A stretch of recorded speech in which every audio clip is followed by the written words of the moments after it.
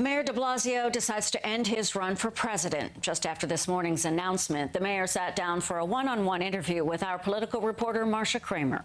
The man whose name is Mayor Bill de Blasio. That would be accurate.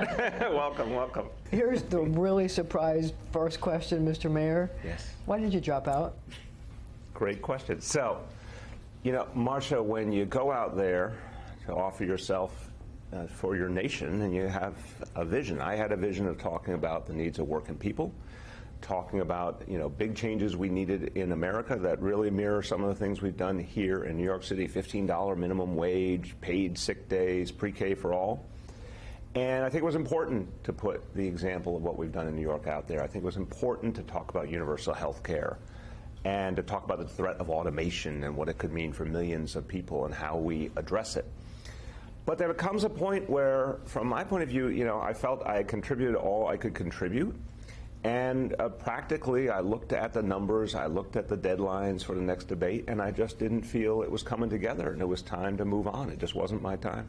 So why do you think that you didn't catch on, that you failed to resonate with voters across the country? You know, I think the message actually was a lot of the right message. Just judging from all the audiences I spoke to in states all over the country, that I think really agreed with a lot of it. But look, I started late, in large measure because of my responsibilities here, and never had, obviously, the resources I would have liked to have had. And I think, you know, had there been an opportunity to present it to more people, I think I would have done better. But I'm at peace that I tried something that I believed in, but I also knew when it was time to move along. So do you think that your failure to resonate with voters in the polls will make you think differently about how you approach policy making? Some might say that you have a my way or the highway approach, and do you think you're going to change that approach now that you're coming back to focus on problems in New York? I don't think I have that approach. I think the approach I've taken, look, you know, we've balanced 6 budgets working closely with the city council. We got a lot done with the legislature in Albany, including in this last session, which was a great one for New York City. Even pre-K for all. I mean, I had to get that through the Republican State Senate. So, no, I think I have a clear vision. I'm going to fight for my vision, but I've been able to work with other folks, and it's going to be a very aggressive next 2 years, 3 months, and 11 days. I can tell you that much, because we've got a lot to do. We've got to take 3K and make it as universal as possible. We've got to take this universal health care plan, the guaranteed health care, and really build it out.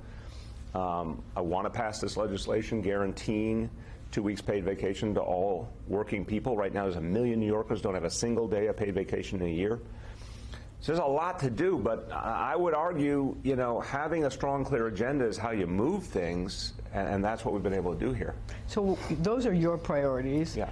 Voters think that you should deal with the homeless, subways, NYCHA, and things like that. What would you say to them on that? I would say to you, I've talked to, you know, I've had 65 town hall meetings, and I've talked to people all over the city.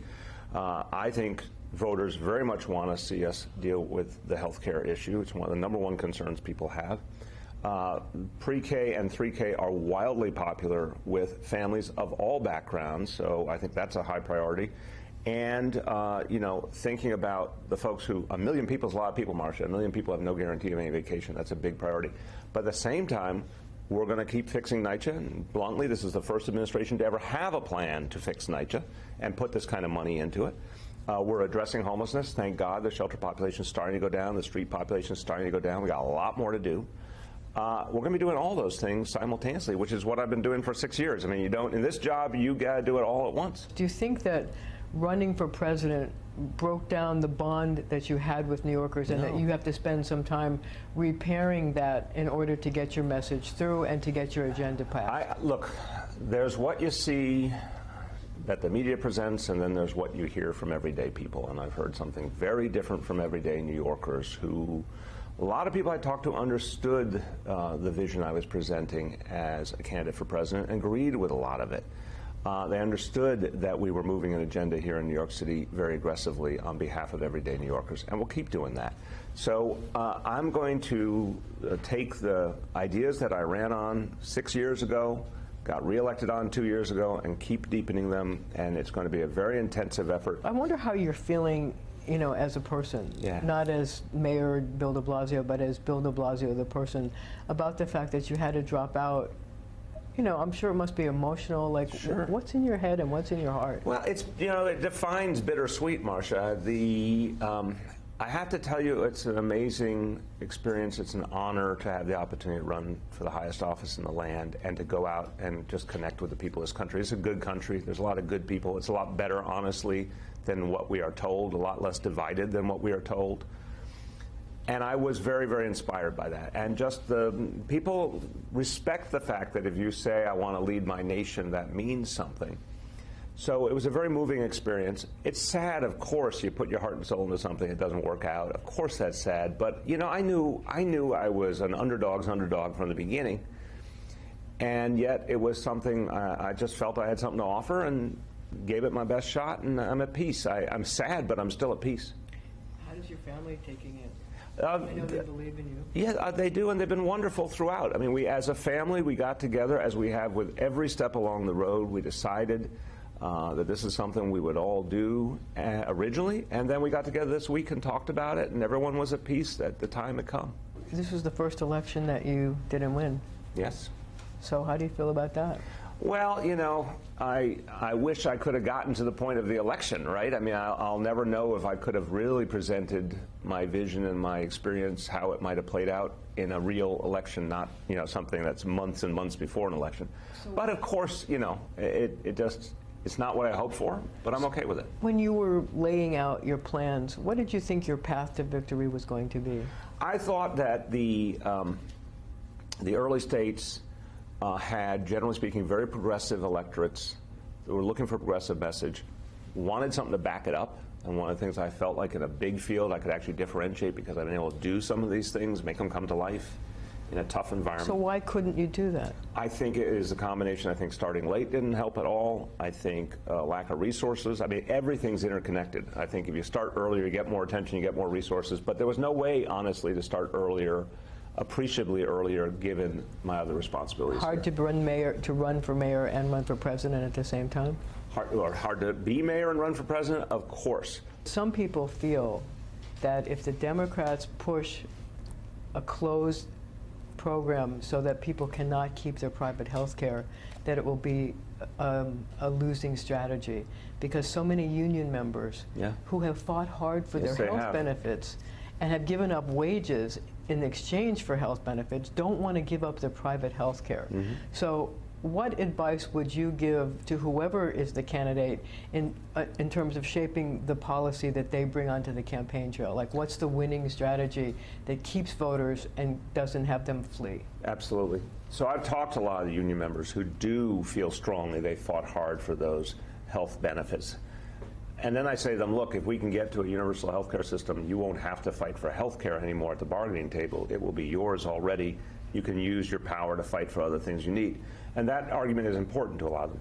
But I think your point is a very good one, that I think Democrats have to be honest about the big changes we want to do will take time, will take stages, not going to happen overnight.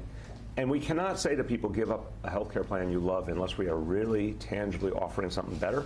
So my argument is the goal of universal health care, absolutely right. We shouldn't settle for anything less in the greatest country on earth. Single payer is a proven system around the world. But keep private health care? Well, this is what I'm saying. Go through stages. Prove that the system works stage by stage, and then people will want to adopt it.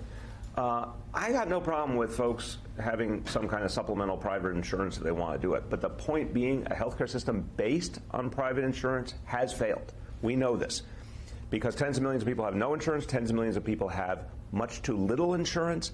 When seniors are rationing their insulin or going without medicine on fixed incomes, that's not the America we believe in. So I believe in my heart a universal health care system phased in a way that gives people confidence that when they no longer have that private plan, they actually have something better. So, Mr. Mayor, I have to ask you about the ruling from JCOPE against three big developers who donated to your campaign. They were fined $65,000 because they said that lobbyists and clients of lobbyists who while actively lobbying New York City officials and your office, were asked by you to donate to to Coney. I wonder how you feel about that, and how you feel about the ethics of asking for money for people who were Marcia, lobbying. I've talked about this for years, and I know we did things the right way in terms of the legal guidance we had, the ethics guidance we had, and most importantly, that the decisions that I have made, my administration has made consistently, always, about the public interest, period. That's all I have to say about it. But what about the fact that these people were fined $65,000? That's between them and that Obviously, commission. the lobbying commission said it wasn't right. Again, that's between them and that commission. It's not Do you directed think at me, it's do you think directed at that- them. I have said all I'm going to say on this. We did things the right way, and we put the public interest first. But let me talk to you about this. These are big developers, and some people would say that the city has unbridled overdevelopment. If you take a look around, there are huge buildings going up everywhere, especially in Manhattan, but also in the outer boroughs. And do you think that these big developers are getting too much power in city government, and not just the mayor's office, but with city agencies, the city council, even the state legislators who are coming out in favor of some of the things they're doing? You've seen in the last few years the law that I pushed very hard for in this city to require developers to create affordable housing, which never existed before, which they certainly didn't want to do. You saw a rent freeze for 2 years, which the landlords did not want, fought us in court. We beat them. You saw Albany pass the toughest rent laws in a generation. Now, I think it's actually the opposite reality. I think as more and more progressives are coming into power, we're putting all sorts of limits on the real estate community. That said, if you do development the right way in the public interest, it creates jobs, it creates new housing. It's not one or the other thing. It's making sure there are real ground rules and there's fairness. And I actually think things are much better than they were 6 years ago in terms of limiting the power of the real estate community. And yet, if you take a look at the skyline of New York City, it's dramatically changed with these big towers, some thin buildings, some even historic districts where brand new buildings with glass fronts are going in the middle of like old brownstone neighborhoods.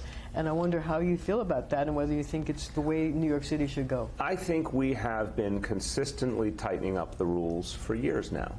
We have a lot more historic districts. We have a lot more landmarked buildings. We have a lot more requirements on developers that they have to do public benefits. They have to create affordable housing. And there's more and more places where I've said and the city has said that that's not appropriate for a big building. I actually think we're moving in the right direction. We got more to do. I see some of these buildings, I think they're obnoxious just like a lot of other people do. But the question is not a few stray buildings. The question is where else we're going as a city.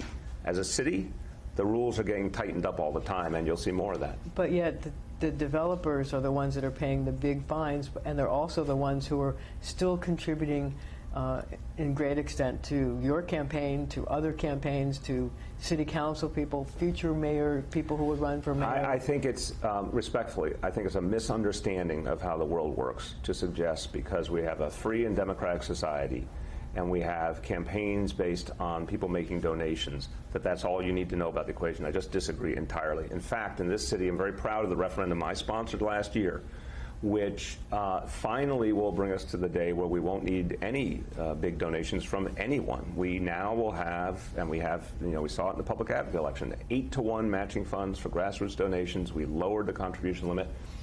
I actually think what you're going to see in New York City going forward, and I hope we'll see it in New York State too with this Public Financing Commission, is less and less ability of anyone with money to have an influence on the process. But ultimately, what I think you're seeing when it really comes to decisions that matter to everyday New Yorkers is a whole lot of changes that are putting power back in the hands of people and communities. It doesn't matter if someone donated a check. What matters is what's the decision that was made. Developers today have a lot less ability to get what they want than they did 6 years ago, and it's a much more balanced equation. So one last thing, is there something that you would like to say to New Yorkers about the fact that you're back? I would say I never left, first of all. I mean, this is again, I understand the media sometimes likes to create cartoonish situations. Let's just talk about reality. I think the longest trip I took was 4 days or something like that, 5 days. I was here every single week. We moved a whole host of major initiatives over the last 4 months. Remember, I passed a city budget with the council while running for president early, high-quality budget, balanced. We finished the Albany legislative session, got a lot done for New York City. Let's be real. 4 months where plenty continued to happen for the city. We got big challenges. I'm not belittling that for a moment. But my message to New Yorkers is look at what we have achieved, and there's going to be a whole lot more over the next 2 years, 3 months, and 11 days. And you're not going to be a lame duck. I don't ever think that way. I think the power of look, you've watched this, you know it. There are few offices in America that have as much impact and power as the mayoralty in New York City. I'm going to use it to the very last day to help working people in New York City. Mr. Mayor, thank you. Thank you, Marcia. I really mean that. Thank you.